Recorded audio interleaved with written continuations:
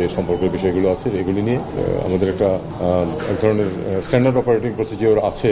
এরকম রেফারেন্সের সংখ্যা খুব বেশি না এখন পর্যন্ত, আরও কিছু কিছু হতে থাকবে। আমি ব্যক্তিগতভাবে মনে করি যে সহযোগিতা করাই ভালো, কারণ আমাদের এক্সপেট্রিয়েটদের বৃহত্তর স্বার্থ আছে এখানে ইলিগাল মাইগ্রেশনের, এবং আমরা যদি ইলিগাল মাইগ্রেশন যদি ঠেকাতে না পারি তাহলে কিন্তু লিগাল মাইগ্রেশনের সুযোগটা আমরা পাবো না। আমরা সেটা দেখতে পাচ্ছি যে ইটালির সাথে কি হচ্ছে। ইটালিতে 60,000 পাসপোর্ট আটকে আছে। কি জন্য আটকে আছে? আসলে এই জন্য যে প্রচুর ফলস কাগজপত্র দেওয়া হয় আমাদের কাছে। আমাদের এই দুর্নাম আমরা অর্জন করতে মানে আনফরচুনেটলি আমাদের হয়েছে। কাজে আমরা যদি সঠিক কাগজপত্র দিয়ে অ্যাপ্লাই করি, তারা কিন্তু আমাদের লোক নিতে রাজি আছে, এই সুযোগ দিয়েছে যে লিগালি মাইগ্রেট করার জন্য। কাজে এই বিষয়গুলো আমি ব্যক্তিগতভাবে মনে করি যে ইললিগাল মাইগ্রেশন বা ইররেগুলার মাইগ্রেশনের ব্যাপারে আমাদের পশ্চিমা বন্ধুরা যেসব ব্যাপারে আমাদের সহায়তা চায়, সহযোগিতা চায়, আমাদের সেখানে করা উচিত। লিগাল এবং প্রপার মাইগ্রেশনের সুযোগ পাবে। আমি যদি বলি যে নির্বাচন নিয়ে তাদের কোনো আগ্রহ নাই, তাহলে তো এটা সঠিক কথা বলা হবে না। অবশ্যই তারা জানে, কিন্তু তারা আমাদের সাথে কোঅপারেট করতে আগ্রহী। তারা বরং জানতে চেয়েছে যে কিভাবে তারা আমাদেরকে সহায়তা করতে পারে।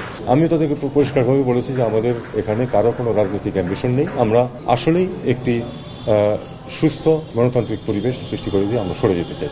এটাই আমাদের লক্ষ্য। তাতে করে যেটুকু সময় লাগে এখন আমরা স্পষ্টভাবে জানি না, কারণ কতগুলো কমিশন কাজ করছে, তাদের রিপোর্ট দেখ, তারপরে আমরা বুঝতে পারবো যে আসলে কত তাড়াতাড়ি আমরা আসলে এই কাজটা করতে সক্ষম হব।